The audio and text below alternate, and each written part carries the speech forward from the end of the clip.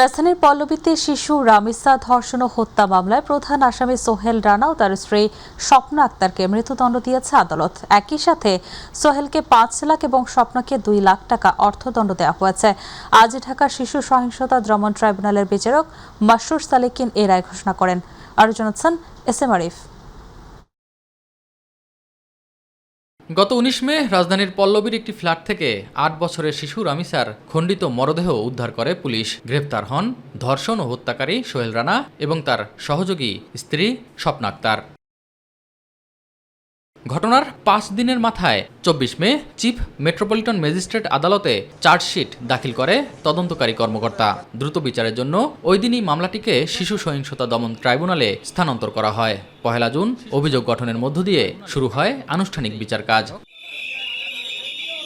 মাত্র ৪ কার্যদিবসের বিচারিক কার্যক্রমের মধ্য দিয়ে রবিবার রায় ঘোষণা করেন ট্রাইব্যুনালের বিচারক মাসরুর সালেকিন। রায়ে ২ আসামির মৃত্যুদণ্ড এবং অর্থদণ্ড প্রদান করেন আদালত। উভয় আসামিকে মৃত্যুদণ্ডে দণ্ডিত করেছেন। একই সাথে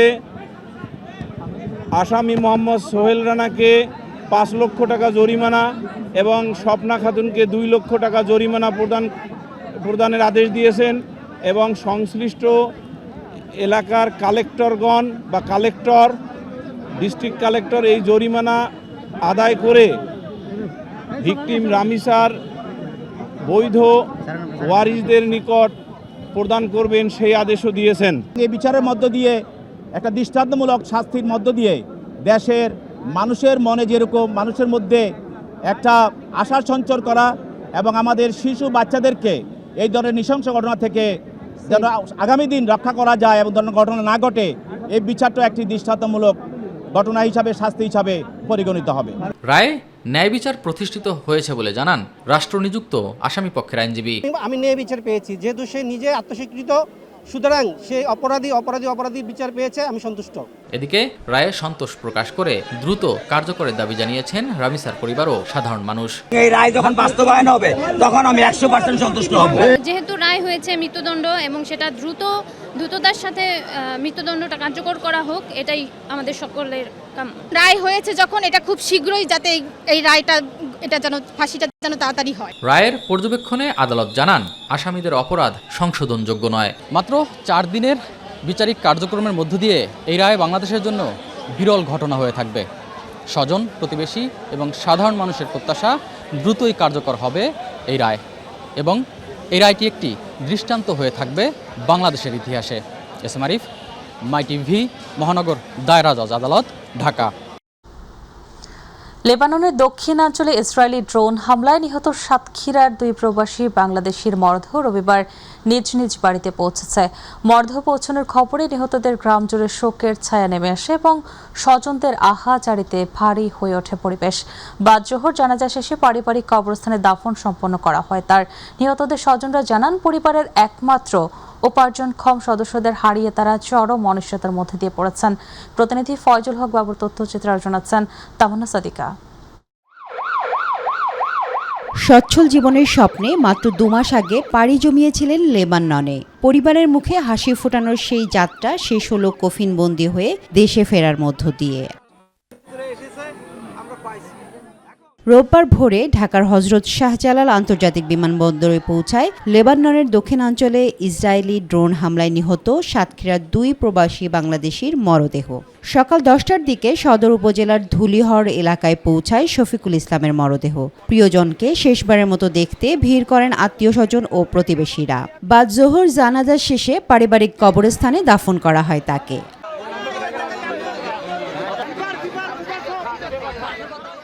পরিবারের একমাত্র উপার্জনক্ষম সদস্য ছিলেন শফিকুল। স্বপ্নের প্রবাস যাত্রার জন্য এনজিও ও স্বজনদের কাছ থেকে ঋণ নিয়েছিলেন, কিন্তু ২ মাসের মাথায় সব স্বপ্ন থেমে গেল এক নির্মম হামলায়।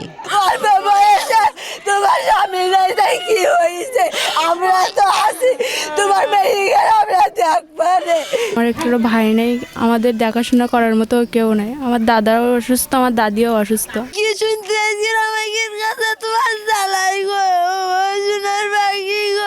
সরকারি সহায়তার আশ্বাস মিললেও প্রিয় মানুষটিকে হারানোর শূন্যতা কোনোভাবেই পূরণ হওয়ার কথা নয়। এখন ঋণের বোঝা আর অনিশ্চিত ভবিষ্যৎ নিয়েই বেঁচে থাকার লড়াই শুরু নিহতদের পরিবারের। আর তার আব্বা মা বুড়ো মানুষ, তার দুটো মেয়ে আছে, শফিকুল অসহায়, ওনার স্ত্রী অসহায়, কোন পালি বাঁচতে পারি সেই সরকারের কাছে দাবি জানাই। তার পরিবারের লোকজনগুলো তারা যেন সঠিকভাবে যেন ভবিষ্যতে চলতে পারে, এটাই আমার সরকারের কাছে জোরালো দাবি। বিদেশ বিভূঁই জীবন বাজি রেখে পরিবারকে সুখী করার স্বপ্ন দেখেছিলেন তারা, কিন্তু সেই স্বপ্নের পরিবর্তে স্বজনদের কাঁধে ফিরল শুধু দুটি কফিন। মৃত শফিকুল ইসলাম ওয়েস্ট জেনারেল কল্যাণ বোর্ডের তত্ত্বাবধানে এবং প্রবাসী কল্যাণ মন্ত্রণালয়ের তত্ত্বাবধানে ওনার লাশ দেশে এসেছে। আমরা তাদেরকে পূর্ণাঙ্গ সহযোগিতা করেছি। বৈধভাবে দেশের বাইরে যাওয়াই উনি এককালীন বাংলাদেশ সরকারের পক্ষ থেকে 3 লক্ষ টাকা আর্থিক অনুদান এবং জীবন বীমার কাছ থেকে 10 লক্ষ টাকা পাবেন এবং পুরো টাকার প্রসেসটা হবে আমাদের অফিস থেকে। তামান্না সাদিকা, মাই টিভি।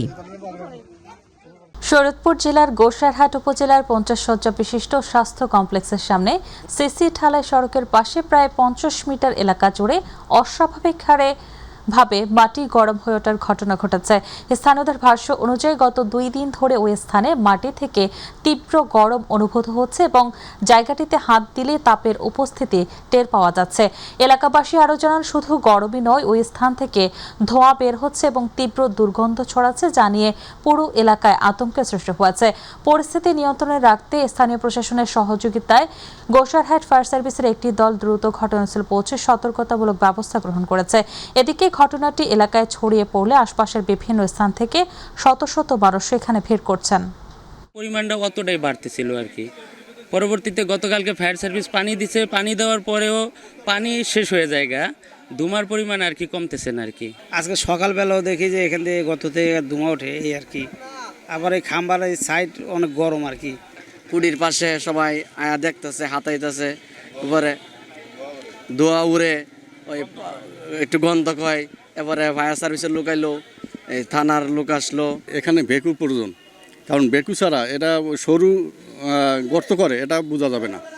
বেকু আনলে বেকু দিয়ে আমরা চতুর্দিক ভালোভাবে ডিপ করে তারপর আমরা বুঝতে পারবো যে নিচে কি আছে।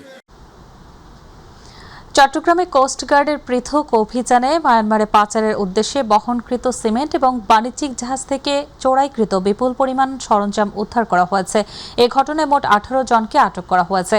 কোস্টগার্ড জানায়, সন্দ্বীপের বহির্নোঙর এলাকায় পরিচালিত এক অভিযানে প্রায় 1,54,000 টাকা মূল্যের 280 বস্তা সিমেন্ট ও একটি বোটসহ 9 জন পাচারকারীকে আটক করা হয়। সিমেন্টগুলো অবৈধভাবে মায়ানমারের উদ্দেশ্যে বহন করা হচ্ছিল। এদিকে পতেঙ্গার 15 নম্বর ঘাট সংলগ্ন কর্ণফুলী নদীতে আরেক অভিযানে বাণিজ্যিক জাহাজ থেকে চোরাইকৃত প্রায় 17 লাখ টাকা মূল্যের 10 টন ওয়্যাররোপ, 2 টন বার্থিং হাউজার ও একটি বাল্কহেড উদ্ধার করা হয়। এই ঘটনায় আরও 9 জনকে আটক করা হয়। ব্রাহ্মণবাড়িয়ার বিজিবি মাদক বিরোধী অভিযানে বিপুল পরিমাণে ভারতীয় গাঁজা জব্দ করা হয়েছে। সুলতানপুর ব্যাটালিয়ন 60 বিজিবির অধিনায়ক লেফটেন্যান্ট কর্নেল শরীফুল ইসলাম জানান, সকালে গোপন সংবাদের ভিত্তিতে কুমিল্লার ব্রাহ্মণপাড়া উপজেলার শশীদল সীমান্ত এলাকায় বিজিবি অভিযান চালায়। অভিযানে প্রায় 4,44,500 টাকার 127 কেজি গাঁজা জব্দ করা হয়। তিনি জানান, সীমান্তে নিরাপত্তা, পশিন, নারী, শিশু পাচার, মাদক ও চোরাচালান প্রতিরোধে বিজিবির আভিযানিক কার্যক্রম ও গোয়েন্দা তৎপরতা অব্যাহত রয়েছে।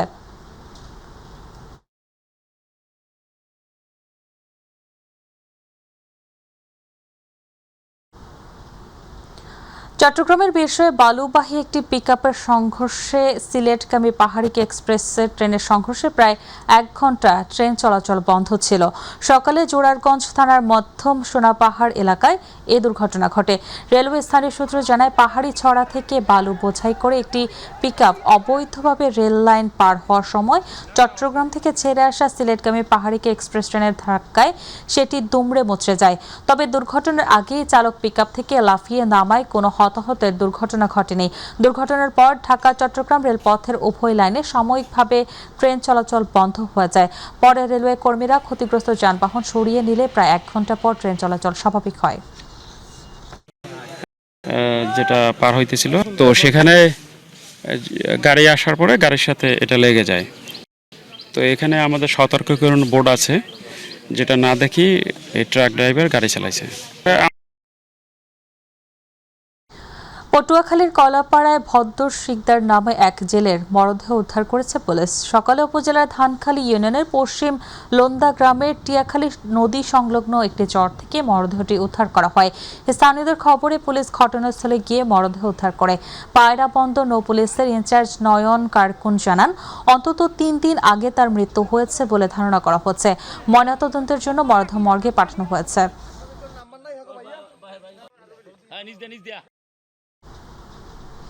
পূর্ব বিরোধের জের ধরে ব্রাহ্মণবাড়িয়ার দুপক্ষের সংঘর্ষে 20 জন আহত হয়েছে। সদর উপজেলার নাটাই উত্তর ইউনিয়নের থলিয়ারা গ্রামে এই সংঘর্ষের ঘটনা ঘটে। স্থানীয়রা জানায়, উক্ত গ্রামের জোবায়ার গ্রুপ এবং জয়নাল গ্রুপের মধ্যে আধিপত্য বিস্তার নিয়ে দীর্ঘদিন যাবৎ বিরোধ চলে আসছিল। এর জের ধরে দেশীয় অস্ত্রশস্ত্র নিয়ে রোববার সকালে দুপক্ষের সংঘর্ষে জড়িয়ে পড়ে। এ সময় দুটি বাড়িতে আগুন দেওয়া হয়। সংঘর্ষে অন্তত 20 জন আহত হয়। এদের মধ্যে গুরুতর আহত 2 জনকে ঢাকায় পাঠানো হয়েছে। খবর পেয়ে পুলিশ ঘটনাস্থলে পৌঁছে পরিস্থিতি নিয়ন্ত্রণে আনে।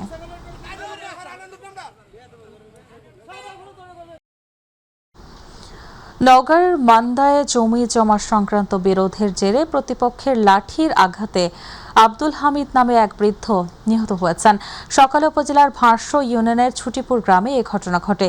এই ঘটনায় জড়িত সন্দেহে 4 জনকে আটক করেছে পুলিশ। জানা গেছে, ছুটিপুর গ্রামের আব্দুল হামিদের সঙ্গে প্রতিপক্ষের জমি নিয়ে আদালতে মামলা চলছিল।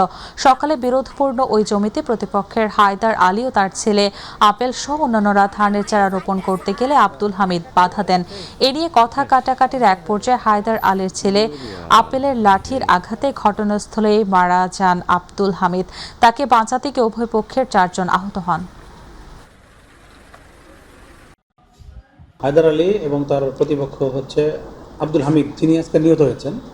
এদের মধ্যে দীর্ঘদিন যাবৎ জমি জমা নিয়ে একটা বিরোধ ছিল। আমরা শুনেছি যে এদের মধ্যে এই জমি সংক্রান্ত বিরোধ নিয়ে আদালতে মামলাও চলছে। ওই জমি আজকে হায়দার আলীর পক্ষ জমিতে বীজতলা তৈরি করতে যায়, তখন এই হামিদ গ্রুপ বাধা দেয়। পরবর্তীতে তাদের মধ্যে লাঠি ছোড়ানো মারামারি হয়। এই হায়দার আলী গ্রুপের একজনের লাঠির আঘাতে আব্দুল হামিদ ঘটনাস্থলে মারাত্মক আহত হয়ে ওখানে নিহত হয়।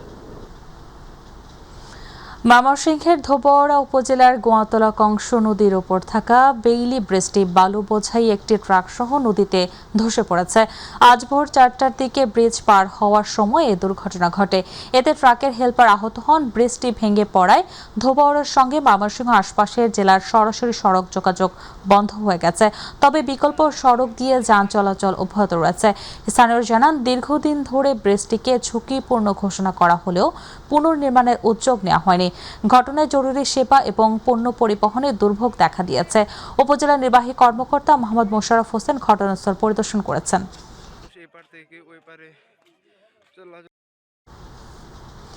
মেহেরপুরের তেঁতুলবাড়িয়া সীমান্তে ভারত থেকে ঠেলে দেওয়া 6 জনের খোঁজ মিলছে না। শনিবার ভোরে তাদের বাংলাদেশে প্রবেশের চেষ্টা প্রতিরোধ করে বিজেপি ও স্থানীয় গ্রামবাসী। পরে 2 পরিবারের 6 সদস্য কাঁটাতারের বেড়ার পাশে ভারতীয় ভূখণ্ডে অবস্থান নেয়। সারাদিন তারা সীমান্ত এলাকায় থাকলেও ভারতীয় সীমান্তরক্ষী বাহিনী বিএসএফ তাদের দায়িত্ব নেয়নি। এ সময় বিজেপি ও স্থানীয়রা তাদের জন্য শুকনো খাবার ও পানি সরবরাহ করে। বিষয়টি নিয়ে বিজেপি বিএসএফ এর মধ্যে পতাকা বৈঠক হলেও কোনো সমাধান হয়নি। রাত পর্যন্ত সীমান্তে অবস্থানের পর রোববার রাত 3টার পর থেকে তাদের আর দেখা যায়নি।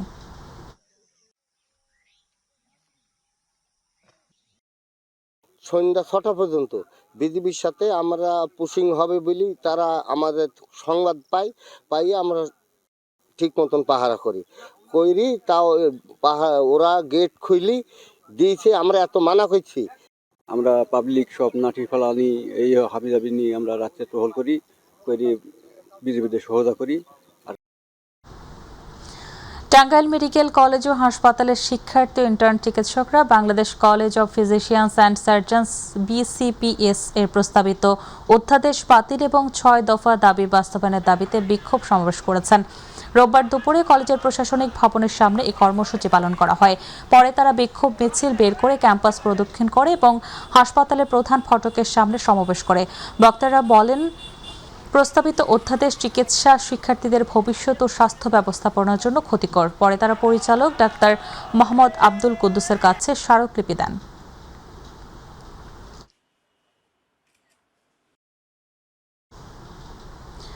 অযৌক্তিক নোটিশ বাতিল সহ ৬ দফা দাবিতে খুলনা মেডিকেল কলেজ হাসপাতালে ইন্টার্ন চিকিৎসকদের মানববন্ধন হয়েছে। সকাল থেকে খুলনা মেডিকেল কলেজ হাসপাতাল ইন্টার্ন ডক্টরস অ্যাসোসিয়েশন উদ্যোগে এই কর্মসূচি পালন করা হয়।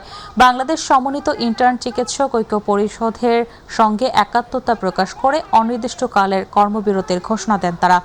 ইন্টার্ন চিকিৎসকদের ৬ দফা দাবির মধ্যে রয়েছে FCPS পার্ট ১ উত্তীর্ণ বেসরকারি প্রশিক্ষণার্থীদের পদায়ন নীতিমালা সংক্রান্ত কমিটির প্রস্তাব বাতিল, BMU এবং BCPS এর ভর্তি পরীক্ষার ফি ৫০০ থেকে ১,০০০ টাকার মধ্যে নির্ধারণ, নতুন পে স্কেল অনুযায়ী ইন্টার্নদের ভাতা ন্যূনতম ৩০,০০০ টাকা এবং ট্রেনিদের নবম গ্রেডে অন্তর্ভুক্ত করা।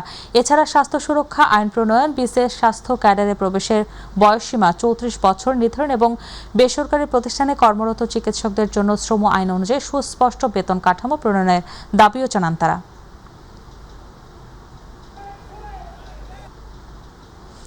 ৬ দফা দাবি বাস্তবায়নের লক্ষ্যে ফরিদপুর মেডিকেল কলেজ হাসপাতালের ইন্টার্ন চিকিৎসকেরা কর্মবিরতি করে মানববন্ধন করেছে। দুপুরে ফরিদপুর মেডিকেল কলেজ হাসপাতাল প্রাঙ্গণে এই মানববন্ধনের আয়োজন করা হয়। এতে ইন্টার্ন চিকিৎসক, ট্রেনি চিকিৎসক এবং মেডিকেল কলেজের শিক্ষার্থীরা অংশ নেন। মানববন্ধনে বক্তারা বলেন, চিকিৎসক সমাজে যৌক্তিক ৬ দফার দাবি দ্রুত বাস্তবায়ন করতে হবে। তারা অভিযোগ করেন, চিকিৎসক বিরোধী বিভিন্ন সিদ্ধান্তের কারণে স্বাস্থ্য খাতের স্বাভাবিক কার্যক্রম ব্যাহত হওয়ার আশঙ্কা তৈরি হয়েছে। এসব সিদ্ধান্ত পুনর্বিবেচনার দাবি জানান তারা।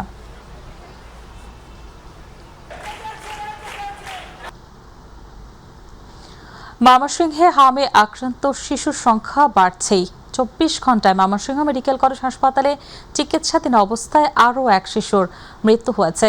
এ নিয়ে হাসপাতালটিতে হামে মোট মৃতের সংখ্যা দাঁড়িয়েছে ৪৭ জনে।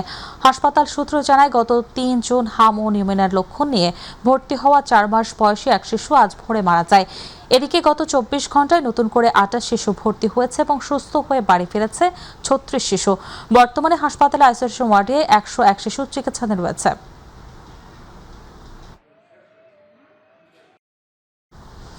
মানিকগঞ্জে ডেঙ্গু প্রতিরোধে জনসচেতনতা সৃষ্টির লক্ষ্যে সচেতনতামূলক শোভাযাত্রা এবং পরিচ্ছন্নতা অভিযান কর্মসূচি পালিত হয়েছে।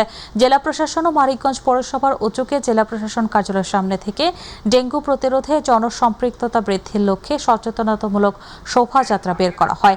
এরপর শহরের বিভিন্ন সড়ক প্রদক্ষিণ শেষে মুক্তিযোদ্ধা শিশু পার্কের সামনে গিয়ে শেষ হয়। পরে ডেঙ্গু প্রতিরোধে সেখানে পরিচ্ছন্নতা অভিযান পরিচালনা করা হয়। এ সময় জেলা প্রশাসক নাজবুন আরা সুলতানা এবং অতিরিক্ত জেলা প্রশাসক মোহাম্মদ নাজমুল হাসান খান উপস্থিত ছিলেন।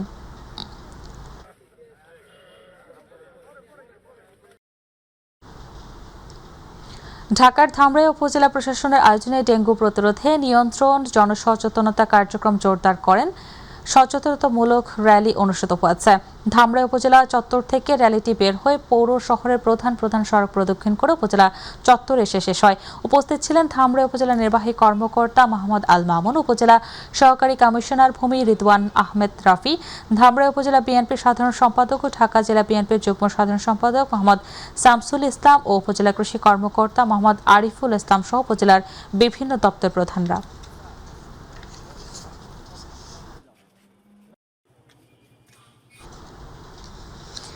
নারায়ণগঞ্জ জেলা প্রশাসনের উদ্যোগে ডেঙ্গু প্রতিরোধ, বৃক্ষরোপণ এবং জনসচেতনতা কার্যক্রম জোরদারে বর্ণাঢ্য র্যালি সহ নানা কর্মসূচি পালিত হয়েছে। সকালে সদর উপজেলা থেকে র্যালিটি বের হয়ে বিভিন্ন সড়ক প্রদক্ষিণ করে জেলা পরিষদ সামনে বৃক্ষরোপণ ও খাল খনন করা হয়। এতে উপস্থিত ছিলেন জেলা প্রশাসক মোহাম্মদ রায়হান কবির, জেলা পরিষদের প্রশাসন অধ্যাপক মামুন মাহমুদ, সিভিল সার্জন ডাক্তার মশিউর রহমান সহ আরও অনেকে, বিভিন্ন রাজনৈতিক ও সামাজিক সংগঠনের নেতৃবৃন্দ।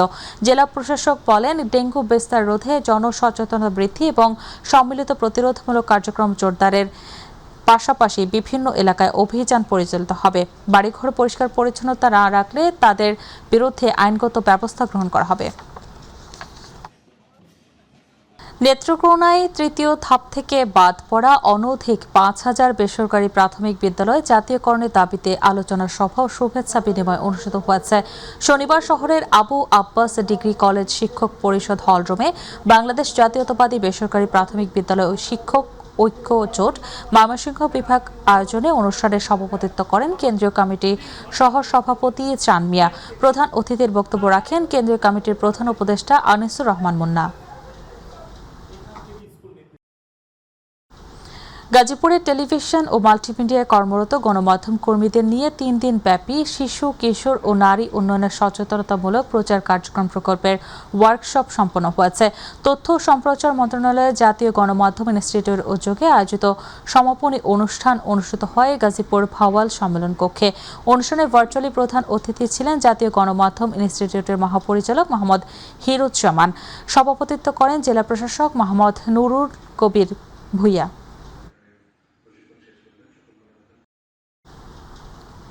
বাংলাদেশ জাতীয়তাবাদী যুবদলের নবগঠিত পূর্ণাঙ্গ কমিটির সকল নেতৃবৃন্দকে শুভেচ্ছা জানিয়ে বরিশাল মহানগরীকে আনন্দ র্যালি বের করেছে জেলা ছাত্রদল। বরিশাল জেলা ছাত্রদলের সাবেক সভাপতি অ্যাডভোকেট তারেক আল ইমরানের নেতৃত্বে সদর রোড থেকে কয়েকশত নেতাকর্মী নিয়ে র্যালি করে বিএনপির কেন্দ্রীয় কার্যালয়ে এসে শেষ হয়। নতুন এই কমিটিতে জাতীয়তাবাদী যুবদলের কেন্দ্রীয় কমিটির সভাপতি মোনায়েম মুন্না ও সাধারণ সম্পাদক নুরুল ইসলাম নয়নকে নির্বাচিত করায় প্রধানমন্ত্রী তারেক রহমানকে ধন্যবাদ জানায় নেতাকর্মীরা। পটুয়াখালীর বাউফলে যুবদলের কেন্দ্রীয় পূর্ণাঙ্গ কমিটি ঘোষণাকে স্বাগত জানিয়ে শুভেচ্ছা মিছিল অনুষ্ঠিত হয়েছে। আব্দুল মোনায়েম মুন্নাকে সভাপতিত্ব এবং নুরুল ইসলাম নয়নকে এমপিকে সাধারণ সম্পাদক নির্বাচিত করায় বিএনপির চেয়ারম্যান এবং প্রধানমন্ত্রী তারেক রহমানকে অভিনন্দন জানান নেতাকর্মীরা।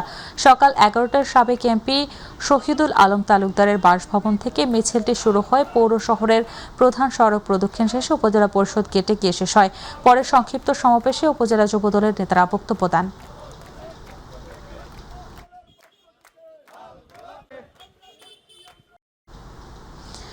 সাতক্ষীরার কলারওয়ায় গ্রাহকদের প্রায় 2,24 লাখ টাকা আত্মসাতের অভিযোগে আলামিন ফাইন্যান্স অ্যান্ড ইনভেস্টমেন্টের সাথে জড়িত কর্মকর্তাদের গ্রেপ্তার ও আমানতের টাকা ফেরতের দাবিতে মানববন্ধন অনুষ্ঠিত হয়েছে।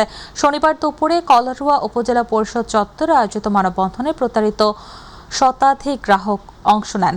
এ সময় বক্তারা অভিযোগ করেন, অধিক মুনাফার প্রলোভন দেখিয়ে 2012 সাল থেকে 136 জন গ্রাহকের কাছ থেকে বিপুল পরিমাণ অর্থ সংগ্রহ করে প্রতিষ্ঠানটির ব্যবস্থাপনা পরিচালক ওমর ফারুক সবুজ আত্মগোপন করেন।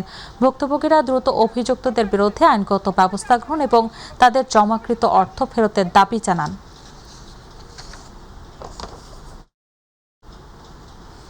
জামালপুরে বিশ্ব পরিবেশ দিবস উপলক্ষে মানববন্ধন অনুষ্ঠিত হয়েছে। শহরের ফৌজদারি বোর্ডে কর্মসূচির আয়োজন করে সচেতন নাগরিক কমিটি জামালপুর ও টিআইবি।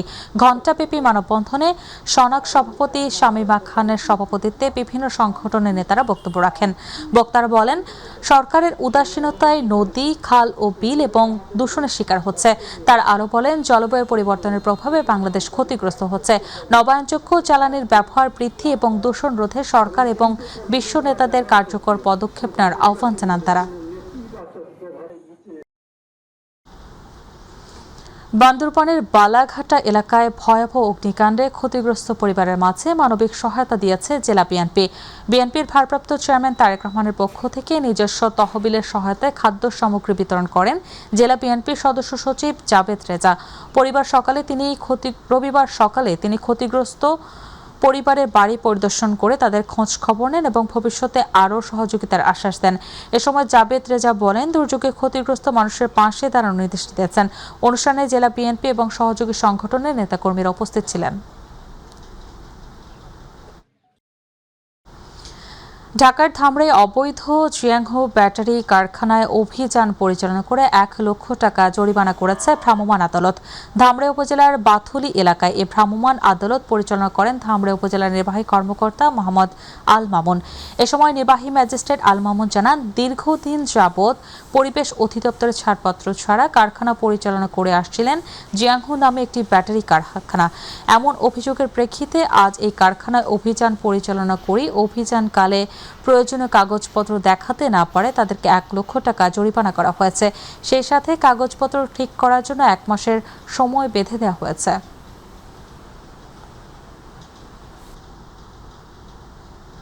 মাদারীপুর শহরের শকুনি লেকের সৌন্দর্য রক্ষায় জেলা প্রশাসন ও পৌরসভা উচ্ছেদ অভিযান চালিয়েছে।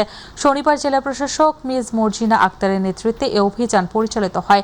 লেকের পাড়ে গড়ে ওঠা অবৈধ ভ্রাম্যমাণ খাবার ও খেলনার দোকান উচ্ছেদ করা হয় এবং মালামাল জব্দ করা হয়। এসব দোকানের ময়লা থেকে ফেলায় পরিবেশ নষ্ট হচ্ছিল এবং মশার বংশবৃদ্ধি হচ্ছিল। প্রায় অর্ধশত দোকান উচ্ছেদ করা হয়। জব্দ মালামাল পৌরসভায় হস্তান্তর করা হয়েছে। প্রশাসন জানিয়েছে এ ধরনের অভিযান নিয়মিত চলবে।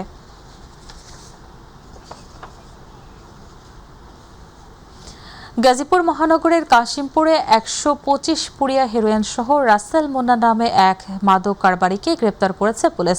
রাতে কাশিমপুর থানাধীন মাধবপুর মোল্লা চত্বর এলাকায় অভিযান চালিয়ে তাকে গ্রেপ্তার করা হয়।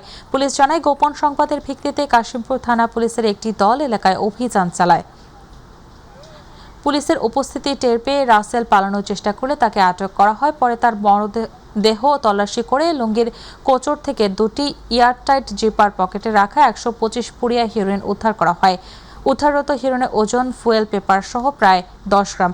এছাড়া মাদক বিক্রির ২,১০০ টাকা জব্দ করা হয়েছে।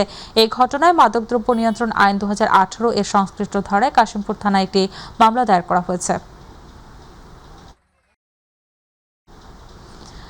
সামাজিক দ্বন্দ্ব নিরসন, সম্প্রীতি বৃদ্ধি এবং যুব সমাজকে মাদক ও অপরাধ থেকে দূরে রাখতে মাগুরা এক ব্যতিক্রমী প্রীতি ফুটবল ম্যাচের আয়োজন করেছে জেলা পুলিশ।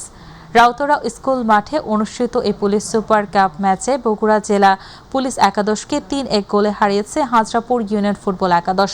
খেলার প্রথমার্ধে হাজরাপুর ২-১ গোলে এগিয়ে থাকার পর দ্বিতীয়ার্ধে আরও একটি গোল করে জয় নিশ্চিত করে। এদিকে বৈরী আবহাওয়া এবং বৃষ্টি উপেক্ষা করে মাঠের চারপাশে ভিড় জমান বিপুল সংখ্যক ফুটবল প্রেমী। খেলা শেষে বিজয়ীদের হাতে পুরস্কার তুলে দেন মাগুরা জেলা পুলিশ সুপার মোল্লা আজাদ।